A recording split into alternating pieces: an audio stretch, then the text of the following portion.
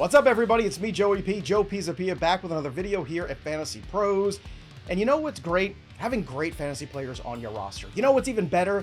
Getting great fantasy players on your roster at a discount. So today, we're going to take a deep dive and a look at some undervalued players right now currently in drafts and ADP in 2024 heading into the season. And I know what you're saying. Joey P, why the hell are you wearing a Raiders shirt? Well, it's because I coach my daughter's flag football team, and they're the Raiders, and we're about to go to practice pretty soon. And before I go shape young minds in the world of football, I wanted to drop this list on you, and there's actually a Raider on this list. Who is it?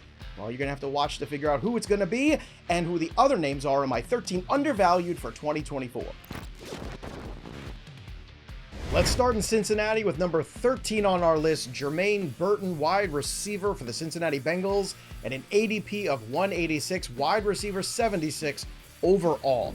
Now, Jermaine Burton wasn't exactly a choir boy in his time in Alabama, but certainly from a productivity standpoint, he was very impressive. He's a big play wide receiver and finds himself in a potential big play offense as the third wide receiver in a group that's already got Jamar Chase and T. Higgins. A healthy Joe Burrow would go a very long way for Jermaine Burton, and any sort of injury between Higgins or Chase could open up significant fantasy productivity for Jermaine Burton in 2024.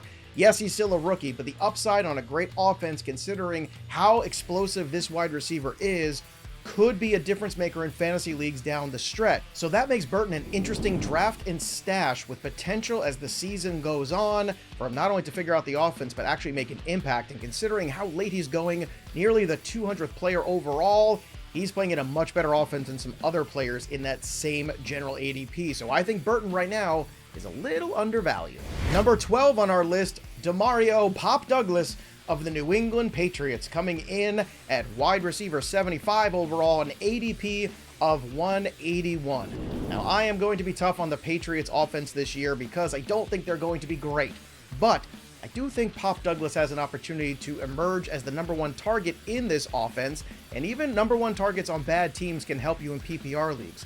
Douglas is probably going to play a lot in the slot, and this is a player who could rack up nearly 90 catches this season if things break right with the development of new quarterback Drake May. Despite the fact the Patriots drafted a few wide receivers in 2024, I'm looking at Douglas as still that lead guy, and already the buzz out of training camp is very strong on him. So if you're looking for some help in PPR leagues as a wide receiver 5 or 6, Demario Douglas could be a guy who plays more like a low-end wide receiver 2, and that, my friends, has value written all over it, even if the Patriots offense isn't great. Number 11, Brock Bowers, tight end of the Las Vegas Raiders, coming in at tight end 11, ADP 101. I told you there'd be a Raider or maybe two on this list, spoiler alert, but Brock Bowers is one of the best tight end prospects we've seen in a long time. He had an incredible career at Georgia and is a guy that you can play all over the field, and that's why I like Brock Bowers. Despite the fact that Gardner Minshew might have some shortcomings, or even Aiden O'Connell if it comes to that in terms of quarterback play for the Raiders, Bowers has the ability to line up in the slot, line up as an H-back, basically be used as a great weapon all over the field. And he doesn't have to be leaned on for every single moment because you still have alpha dog Devontae Adams and you still have possession wide receivers like Jacoby Myers floating around, which means Brock Bowers is going to be able to work the middle of the field without much issue in single coverage. And that, my friends, means he's going to be a disaster for all of that zone coverage you're going to see. He's a huge mismatch for linebackers or nickel corners or anybody else that they try to put up against him. So I love Brock Bowers to really outperform his ADP, and I think he's extraordinary value this year despite the fact he is a rookie, and rookie tight ends have had a checkered history in fantasy to say the least, but it's only a few years ago where Kyle Pitts had 1,000 yards receiving. I think he could get close to that in 2024, so Brock Bowers is a value where he's currently being drafted. Speaking of Georgia boys, how about Lad McConkey, Brock Bowers' old teammate, wide receiver 43 on the board, an ADP of 90 overall, playing for the Los Angeles Chargers. I understand Harbaugh wants to run the football. That's what every Harbaugh does. They get up in the morning and they say, how can we run the football today? But Justin Herbert is still the quarterback of the Chargers, and there's a ton of targets available. Yes, Josh Palmer's still around. We don't know who the heck Quentin Johnson really is, although we have an inkling. It's not a very good fantasy asset. That leaves Lad McConkey open to a guy who could be the possession wide receiver in this offense. Just like Demario Douglas, we're looking for PPR points here with Lad McConkey. But McConkey has far more upside in 2024. Why? Because he's playing with a superior quarterback in Herbert. So yes, this might not be the air raid attack we've seen from the Chargers of old, but there's room for 100+ targets in this offense this year for Lad McConkey, and I think he's going to make the most of that. So draft him with aggression this year in 2024, because this guy has speed, he's got agility, great route running skills. He's the total package and a guy who's going to work in the slot from day one, and that is a very valuable spot for fantasy wide receivers in PPR leagues, so snatch him up before your friends do. Next on our list is Jordan Love, quarterback of the Green Bay Packers, at an ADP of 75 and a rating of QB 10 overall in drafts. That's curious because Jordan Love finished as QB 5 last year, and that was pretty much after stinking up the joint in the first 6 weeks of the season.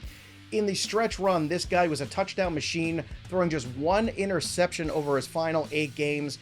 This dude is absolutely for real. And the best thing about Jordan Love is we might not have seen the best version of him yet. He threw for 32 touchdowns last year and just 11 interceptions overall. And again, that was after a very sluggish start. If he gets Christian Watson healthy this entire season, he is that big-time target that was kind of lacking in this offense when you're looking for explosive downfield plays. That could make Jordan Love an extraordinary value in single quarterback leagues and especially in superflex formats. So Jordan Love is a fantastic value right now on the board in a very crowded, solid QB1 class. I can't get enough of this guy on my rosters. Number 8, running back Aaron Jones, now of the Minnesota Vikings, at RB18, an ADP of 64. Aaron Jones has had a really strong run the last few years, finishing as an RB1, much to the bewilderment of many in the fantasy community. It seems like every year this guy is underrated, undervalued, underappreciated, and all he does is return value. Except for last year where he was hurt for the majority of the season. He looked great in week 1, and then he basically vanished until the very end of the season and had a good playoff run. Now he finds himself in Minnesota, and although he's getting up there in age, I still think there's value here at the RB2 spot when it comes to Aaron Jones. Why? Because you're either going to get Sam Darnold and or JJ McCarthy during this season. And for those guys to take over under center for Kirk Cousins, you're going to need to balance out this offense and run the football to help those guys out and make sure that you don't overexpose either of them this year in 2024. So what does that mean? A fair amount of carries for Aaron Jones and a guy who could easily finish as a top 15 or even 12 running back this year with that kind of volume if he can stay healthy. So at RB18, that's a value in my book. Next on our list, you've heard me talk about him before, but I'm going to talk about him again. It's Kyle Pitts, tight end of the Atlanta Falcons, at tight end 6 overall, ADP of 61. I'm going to be brief this time, okay? He's got a much improved quarterback situation in Kirk Cousins, and I mean much with a capital M. Kyle Pitts' value year over year hasn't changed, but his situation has gotten markedly better, which means he is a value late in drafts. Not so much where he is in the tight end ranking, but more where he is overall as the 61st player. This is a player that has the opportunity this year, if he catches 8 or even 10 touchdowns, to catapult himself well within the top 50 overall, if not the top 40 players. So Kyle Pitts is a value, like I've been telling you and highlighting him in every video I do.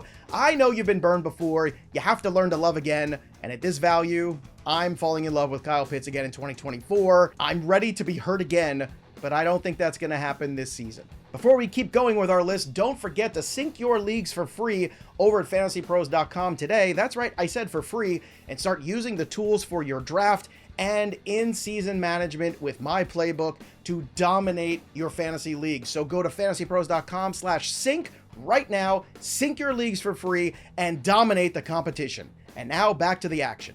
Number 6 on our list, at wide receiver 32, Terry McLaurin, number 60 overall in ADP. And I gotta tell you, wide receiver 32 seems really low when it comes to Terry McLaurin. Why?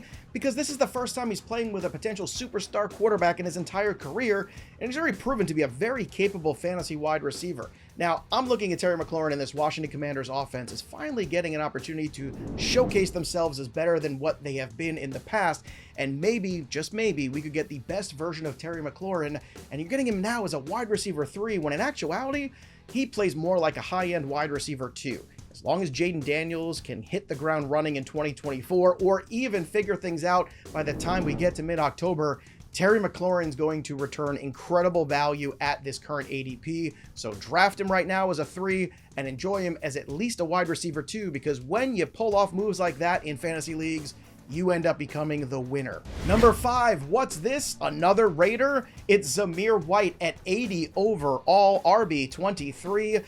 Volume is king, and Zamir White is scheduled to get all of the volume basically in this backfield for the Las Vegas Raiders. Antonio Pierce showed his hand at the end of last year when Zamir White took over for Josh Jacobs down the stretch, and let me tell you, Zamir White had some pretty impressive performances. This is a guy from a running back factory in Georgia, so we know the pedigree is there. Now all he needs is the opportunity, and I think the production will follow. So although the Raiders might not be a juggernaut offense, are the Raiders able to make sure they use Zamir White and get him 20 plus touches a game? I think they're going to get pretty close to that, and that means he is an extraordinary value at RB23. So if you're going late or hero RB and you want to pick up somebody solid as an RB2, Zamir White might be one of the best bets you can make at ADP of 80 overall. I think Zamir White is more likely to finish in the top 15 than the top 20 of running backs overall in fantasy productivity this year. So put him on your cheat sheets and draft Zamir White, and you can thank me later. Number 4, you heard me mention him earlier in this video. It's Christian Watson, wide receiver 41. Are you kidding me? ADP of 84 for the Green Bay Packers. Christian Watson is the best wide receiver on this roster.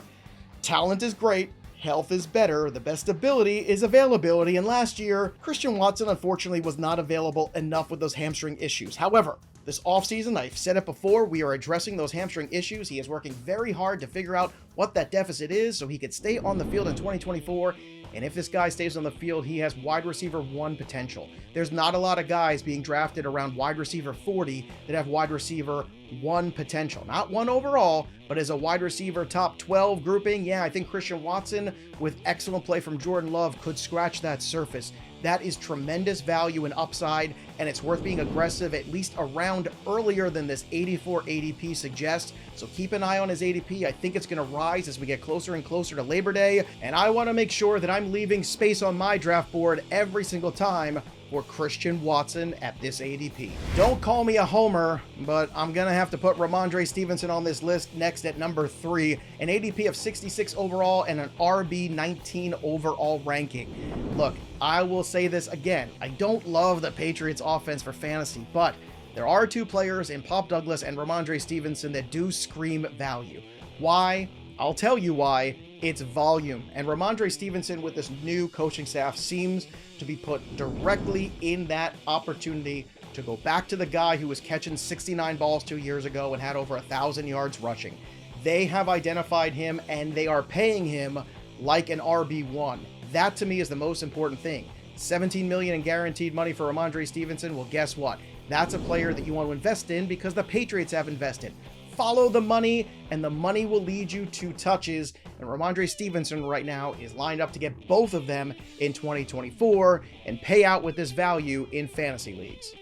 Number 2 on our list at ADP of 42 overall, Rachaad White, running back of the Tampa Bay Buccaneers at RB13. This guy finished as RB8 last year, and kind of like Rodney Dangerfield, he's getting no respect. And if you don't know who Rodney Dangerfield is, I feel sad for you. Go Google it and thank me later. Go watch Back to School. It's hilarious. But anyway, this guy had 64 catches last year for 550 yards. Rushing the ball, he had 990 yards on the ground. He was basically everything you could have asked for a running back in terms of value. And right now, he is still coming at a value this year. And really not much has changed overall in terms of approach. Yes, offensive coordinator Dave Canales has gone on to become the head coach of the Carolina Panthers, but he leaves behind him a blueprint for success here with the run game and Rachaad White. And last year, this is a team of Tampa that won this division and made the playoffs. Now, will they win it again? I don't know, but I do know this will be a competitive team, and the secret sauce to the Bucs' success, more than Baker Mayfield, more than even Mike Evans, the steady Eddie of the wide receiver world, it was Rachaad White last year that kept this offense rolling. He was incredibly consistent throughout the year, and I am buying him yet again as a value in 2024. RB13, yes please, every single time he's on the board there, I'm going to take Rachaad White easily. And the number 1 most undervalued player on my board, Jaylen Waddle, wide receiver of the Miami Dolphins at wide receiver 16, an ADP of 27 overall. Now I know it's still a pretty decent price for Jaylen Waddle, but it's not enough considering the upside of this player. Just 2 seasons ago, this guy had 75 catches for 1,356 yards and 8 touchdowns. He was hurt in 2023 and missed a bunch of games. This year, as long as he's healthy, and again, the Dolphins paid him, so follow the money, Jaylen Waddle has a chance yet again to finish as a top 10 wide receiver, and right now, he's being drafted outside the top 15 wide receivers. If you are planning to engage the Hero RB strategy, Jaylen Waddle is an absolute value target in 2024 because he can perform as a wide receiver one, and God forbid anything happens health-wise to Tyreek Hill, Jaylen Waddle steps into an even bigger potential target share in this offense. Miami's offense is economical, it's fast, it's explosive, and Jaylen Waddle is a huge part of it. I know you were disappointed last year, but this is the same Jaylen Waddle in his rookie season that had 100 receptions and again, an incredible wide receiver 7 finish in 2022. So I'm old enough to remember those 2 great seasons, and I'm also old enough to forget what happened last year and be aggressive on Jaylen Waddle at his current ADP. Is it an enormous value? No. Is it arguably the best value on the board? Yes. So make ample room for Jaylen Waddle on your rosters in 2024 and get ready to reap the rewards. There you have it, everybody. Those are the names on my list, but who are the names on yours? Drop your comments below, subscribe to the Fantasy Pros channel right now, and tell me who your favorite value picks of 2024 are. And don't forget, sync your leagues for free, fantasypros.com/sync. Use the tools, dominate your friends and enemies in your fantasy leagues. That'll do it for me, Joey P. We'll see you next time, kids.